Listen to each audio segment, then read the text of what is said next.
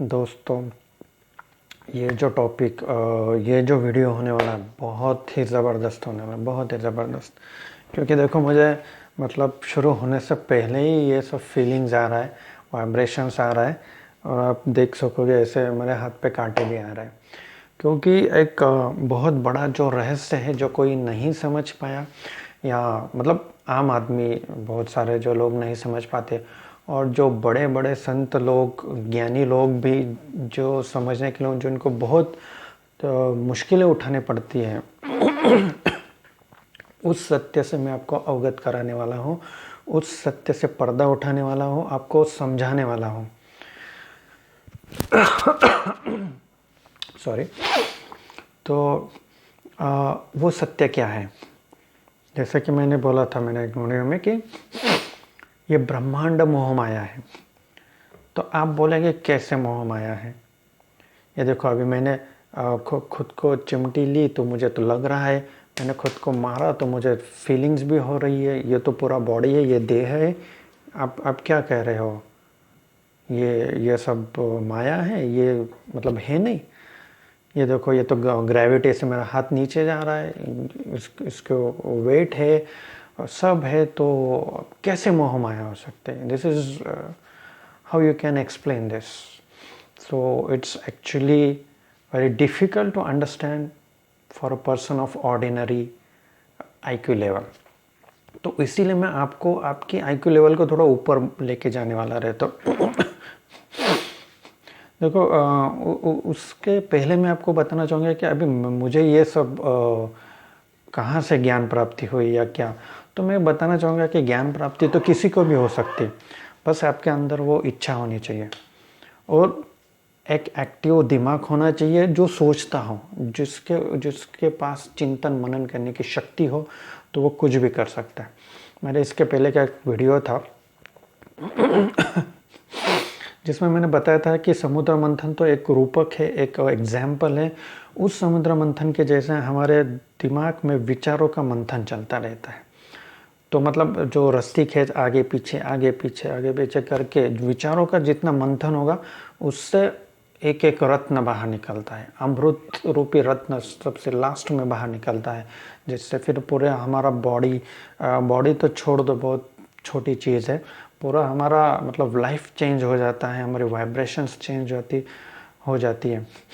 तो ये विचार मंथन से निकलने वाला अमृत है, और ये विचार मंथन से ही मेरे अंदर प्रकट हुआ है, ये कहीं से आया नहीं है। ये आया है तो मतलब ब्रह्मांडीय शक्ति का आत्मा से कनेक्शन होके फिर मेरे माइंड में आ गया। माइंड ने थोड़ा टाइम दिया सबकॉन्शियस माइंड के लिए, उसके बाद सुनी, उस बात के ऊपर रस्सी खींच करके विचार मंथन कर करके फिर वो अमृत ऊपर आया, और ये अमृत मैं अभी आपको देने वाला हूँ। तो हमारा टॉपिक ये है कि कैसे ये ब्रह्मांड मोह माया है। ठीक है, बहुत कठिन टॉपिक है, क्योंकि देखो संत एकनाथ, आई थिंक ये संत तुकाराम, संत तुकाराम का एक मेरा पढ़ने में आया, उनसे रिलेटेड एक बात, कि वो खुद भी कंफ्यूज हो गए।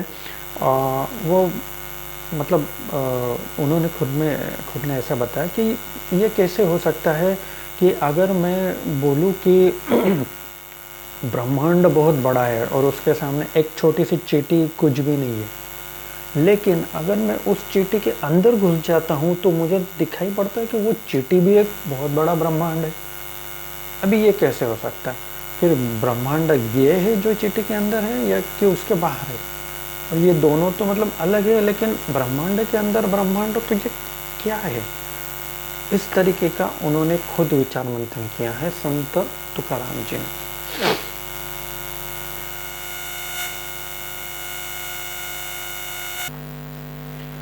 ओके, संत तुकाराम जी ने ये क्वेश्चन किया है कि ये क्या है। लेकिन आखिर वो तो बड़े संत थे, बड़े ज्ञानी थे। फिर उनको समझ में आ गया कि हम जो ये समझते हैं ना कि चींटी अलग है और ब्रह्मांड अलग है, यही बड़ी मोहमाया है। ना तो चींटी अलग है, ना तो ब्रह्मांड अलग है, दोनों एक ही है। बस ये मोह माया के आवरण की वजह से ऐसा लगता है कि चींटी ये कुछ अलग जीव है, ब्रह्मांड से अलग है। उसी तरह हमें ऐसा लगता है कि मनुष्य एक अलग है, हमारी दुनिया अलग है और ब्रह्मा मतलब जो शक्ति है वो कुछ अलग है। यही मोह माया है। अभी मैं बहुत बड़ा उससे भी आगे जाके ऐसा एक्सप्लेनेशन देने वाला हूँ कि आपकी आंखें खुल जाएंगी। जिनकी खुलनी लिखी है, जिनके तकदीर में, उनकी खुल जाएंगे। जिनकी खुलना नहीं लिखा है, उनको कितना भी ज्ञान दो वो नहीं खुलेंगे। तो it depends on everybody. So the explanation is कि कैसे ये मोह माया है और क्यों मैंने वो पहले का बताया कि मेरे विचार मंथन से मेरे अंदर ज्ञान कैसे आ जाता है, तो मैं वो आपको देता। ये कहीं किसी बुक में लिखा नहीं, ब्रह्मांड मोह माया कैसे, इसके ऊपर मैंने कुछ पढ़ा नहीं है, कुछ नहीं है, और कहीं पे इतने बेटर एक्सप्लेनेशन मिलेगा भाई नहीं। ये जो एक्सप्लेनेशन मैं दे रहा हूँ ये मेरे खुद का है, क्योंकि ये मेरे खुद ने चिंतन किया। तो मैं आपको ये इसके पीछे का लॉजिक क्यों बताया है कि आपको भी हर चीज़ को ऑब्जर्व करना है और उसके बारे में सोचना है डीपली, तो आपको भी पता चल जाएगा बहुत सारे रहस्य। मुझे कुछ मतलब समुद्र की 2-4 बूंदे मिले, आपको कुछ अलग घड़ा भर के मिल जाएगा तो अपना टॉपिक कि ये ब्रह्मांड मोह माया कैसे है। अभी देखो, मैं ऑब्जर्वेशन का पॉइंट था, हुआ ऐसा कि देखो आजकल मोबाइल सबके पास है, ब्लूटूथ सबके पास है, आपके पास भी ब्लूटूथ है। शायद अभी आप ये वीडियो ब्लूटूथ कान में लगा के सुन रहे होंगे। तो हुआ ये कि मैंने वीडियो चल रहा था और वीडियो चलते चलते मैं ब्लूटूथ से गाना मतलब ये वीडियो देख रहा था, सॉरी ऑडियो सुन रहा था। लेकिन बीच में क्या हो गया कि कुछ वजह से मैंने वो ब्लूटूथ हटा दिया, साउंड गायब हो गया। अभी साउंड गायब हुआ क्या? एक्चुअल में तो गायब नहीं हुआ, वीडियो तो चल रहा था, साउंड तो चल रहा था, लेकिन मुझे सुनाई नहीं दे रहा था, मुझे सुनाई दे नहीं रहा था। तो उसका मतलब क्या हुआ? इसका मतलब कि जो ब्रह्मांड है हमें दिखता है वैसा नहीं होता है। उसी तरह से अगर समझो अभी ब्लूटूथ, क्योंकि वो ऑडियो वहाँ पे मौजूद है, लेकिन उसको सुनने की एक टेक्निक है। उसको सुनने की टेक्निक क्या है? एक तो आप वो ब्लूटूथ का जो पिन अंदर मोबाइल में घुसा हुआ रहता है उसको निकाल दो तो आपको डायरेक्टली आवाज़ आना शुरू हो जाएगा। और अगर वो पिन लगी हुई है फिर भी अगर आपको आवाज़ सुनना है तो एक ही उपाय है कि आपको वो ब्लूटूथ खोल के अंदर डालना पड़ेगा, कान के अंदर, तभी आपको वो ऑडियो आ जाएगा। उसी तरह एक वीडियो होता है, मतलब जो हमारी आंखें देखती है, ये वीडियो की बात मैं कर रहा हूँ, बराबर। तो उसकी भी एक प्रोसेस है। और ये आपको सब दुनिया दिखाई क्यों देती? अगर आप मुझसे पूछोगे कि ये दुनिया कैसे भ्रम है, आप मुझे दिख रहे हैं, मैं आपको दिख रहा हूँ, मुझे मेरा हाथ दिख रहा है, ये मोह माया कैसे है? तो ये आपको हाथ दिख रहा है, क्यों दिख रहा है? आँखों की वजह से दिख रहा है। अगर आपकी आंखें, ऐसा समझ लो, कुछ मिनट के लिए गायब हो गए या कोई अंधा व्यक्ति है तो उसके सामने अगर आप कुछ चीज़ पकड़ोगे और कोई जो आदमी देख सकता है उसके सामने पकड़ोगे तो अंधे व्यक्ति को तो कुछ पता ही नहीं चलेगा। वस्तु वहाँ है कि नहीं, तो वस्तु है, लेकिन उसको पता नहीं चल रहा क्योंकि उसके पास उस ज्ञान ग्रहण की शक्ति नहीं है, पावर नहीं है।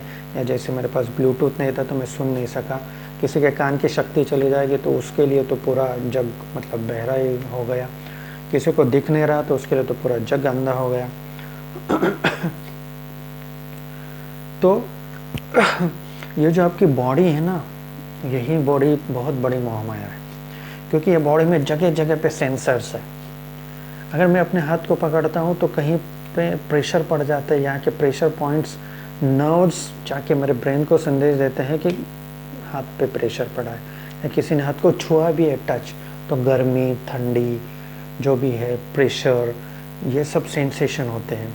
और किसी ने टच नहीं भी किया, क्लाइमेट में अगर बहुत ह्यूमिडिटी है तो भी हमको फील होता है, पसीना आता है, ठंडी है तो ठंडी हवा लग जाती है, गर्म हवा लग जाती है रेगिस्तान में तो हमें वो फील होता है। होता क्यों है फील? स्किन की वजह से, आई मीन टू से न्यूरॉन्स की वजह से। यही सब मोह माया है। अगर किसी वजह से ये कट हो जाए तो आपको पता चलेगा? नहीं पता चलेगा।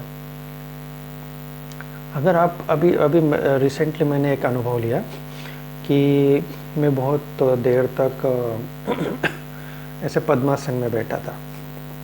तो बहुत देर तक बैठने के बाद आपको पता होगा बचपन में ऐसा होता था। वो बचपन में ही होता था क्योंकि अभी हमारे पैर लटकते ही रहते हैं कुर्सी पे, टेबल पे, सब जगह पे।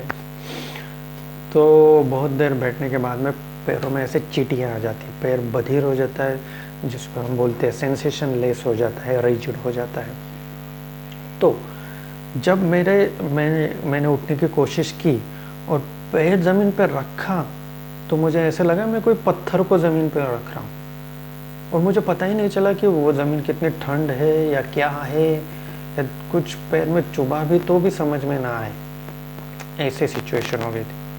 तो मतलब क्या है? मतलब सब वस्तु वही के वही है। सिर्फ उनको मेरा पैर फील नहीं कर पा रहा था, मेरी बॉडी फील नहीं कर पा रही थी। तो फील कौन करता है? फील बॉडी करती है। बाकी तो बॉडी के लिए ये सृष्टि सब अलाइव है। जो मैं आपको दिख रहा हूँ ये आपकी आंखों के लिए, क्योंकि आंखें पिक्चर लेती है, ब्रेन को संदेश देती है, तो ब्रेन को दिखता है। आंखों का जो बीच में नस जाती है पीछे की ऑप्थेल्मिक नर्व जिसको कहते हैं, उसको काट दो, आपको सेंसेशन होगा ही नहीं, आपको कुछ दिखेगा ही नहीं, आपकी पिक्चर ट्यूब भी कट जाएगी आंखों की सब अंदर। कोना के आपके इंटरनल ईयर में कुछ वो लैबिरिंथ वगैरह रहते हैं, वो कुछ कट कर दो, आपका इधर का ऑडियो भी गायब, वीडियो गायब, ऑडियो गायब। फिर भी आपको सेंसेशन होगा स्किन की वजह से, अरे बॉडी है, फिर भी नहीं ये तो लाइव है। फिर भी मैं कहता हूँ ब्रह्मांड कोई मोह माया नहीं है, ब्रह्मांड तो है। अगर ऐसा कोई बोलता है तो वो क्यों बोलेगा स्किन की वजह से? क्योंकि प्रेशर, टेम्परेचर ये सब वो सहन करेगा। लेकिन ये भी फील क्यों होता है? ये भी एक मोह माया है। कैसे? समझो ऑडियो वीडियो आपका कट गया है, लेकिन आपको किसी स्टूडियो में खड़ा कर दिया जाए और आपको ना तो दिख रहा है अभी, ना कुछ सुनाई दे रहा है। आपको बोला ये गया है कि आपको हम रेगिस्तान में लाए हैं, और रेगिस्तान को फील कराने के लिए आपके पैरों के नीचे सैंड डाल दी पड़ी, जो रेती है वो डाल दी है। गर्म हवा का एक फ़ैन लगाया है जो गर्म हवा आपके ऊपर छोड़ रहा है, और पूरा क्लाइमेट वैसा एक डिज़ाइन किया स्टूडियो में। तो आप चलोगे तो आपका पैर बताएंगे कि भाई इधर रेती है, गर्म हवा आ रही है, हमको बोला गया है कि रेगिस्तान में ले जाने वाले हैं, और दिख तो कुछ रहा नहीं है। तो आपको एक्चुअल में लगेगा कि एक्चुअल में हम रेगिस्तान में। तो ये क्या हुई? ये मोह माया हुई। एक्चुअल में आप रेगिस्तान में नहीं है। जब आपकी पिक्चर ट्यूब ऑन हो जाएगी आँखों की, अब देखोगे यार ये तो सेट है, ये तो नकली है। जब कानों के साउंड सिस्टम ऑन हो जाएगा तो आपको बाकी की शूटिंग करते हुए लोग दिखेंगे कि अरे वो ये तो शूटिंग है रेगिस्तान का। मतलब क्या होगा? थोड़ी देर के लिए आप वो मोह माया से डिस्कनेक्ट हो गए तो आपको पूरा ज्ञान हो गया। अभी चलो इसके भी आगे मैं जाके आपको, मतलब एक बात समझ लो, जो भी सेंसेशन है, जो भी आपको लगता है कि ये रियलिटी है, ये रियलिटी सिर्फ आपके इस बॉडी की वजह से। बॉडी छूट जाएगी तो क्या बचेगा? सिर्फ आत्मा बचेगी। तो इसीलिए तो सब चीज़ें देखो। अभी ये दीवार है, मैं दीवार पे हाथ दे मारूंगा तो मेरे हाथ को लगेगा, दीवार को पता नहीं लगेगा, हाथ को लगेगा, क्योंकि हाथ के प्रेशर सेंसेस है, यहाँ के नस दब जाएंगे, सेल्स दब जाएंगे, बॉडी को, ब्रेन को मेरे संदेश देंगे कि ये तो रिजिड है भाई, ये कैसे तुम बोल रहे हो कि ये मोह माया है? ये तो दीवार है, मेरे को लग रही है, देखो खून निकल रहा है, या इतना मुझे लग गया। तो ये लगा क्यों? ये लग रहा है तो ये तुम्हें नहीं लग रहा है, ये तुम्हारी बॉडी को लग रहा है, और बॉडी के अंदर सेंसेस बिठाए हुए हैं भगवान ने, इसी को मोह माया कहते हैं। ये मोह माया इतनी परफेक्ट है कि वो आपको सेंसेशन लेके फिर आपके ब्रेन में चला जाए। अभी उसको मैं और आशंका, तो समझ लो कोई आदमी है जिसको पैरालिसिस हुआ है। अभी एक आदमी, एक स्टोरी सुना देता हूँ आपको, ऐसे मेरी मनगढ़ंत कहानी स्टोरी जिससे आपको कुछ बोध हो जाए, तो मेरी बोधपूर्ण जो स्टोरी है वो सुना देता हूँ। एक आदमी रहता है, उसको पैरालिसिस हुआ रहता है, उसके एक साइड का चेहरा, हाथ, पैर पूरा बेजान रहता, पूरा बेजान, कुछ भी सेंसेशन नहीं। अब होता यह है कि गलती से कुछ लोग उसके घर में रात में घुस जाते हैं। उन चोरों को या उन लोगों को बोला गया रहता है कि इस आदमी को पीटना है। एक्चुअली पीटना दूसरे बगल वाले को रहता है, दूसरे बाजू के रूम वाले को, लेकिन गलती से वो इस रूम में घुस जाते हैं। अभी ये आदमी मतलब सोया रहता है रात में, वो गुंडे आते हैं और उसके एक साइड का जो हाथ पैर रहता है उसके ऊपर बहुत ज़ोर ज़ोर से मारते हैं और उसको जितना हो सके पीड़ा देते हैं। कोई हाथ को मरोड़ता है, कोई उंगलियों को ऐसे ये कर देता है, कोई चाकू भी मार देता है, कुछ कर देता है, पीटता है डंडों से वगैरह, और वो निकल जाते हैं। लेकिन वो आदमी बहुत गहरी निद्रा में रहता है, बहुत डीप साउंड स्लीप में रहता है।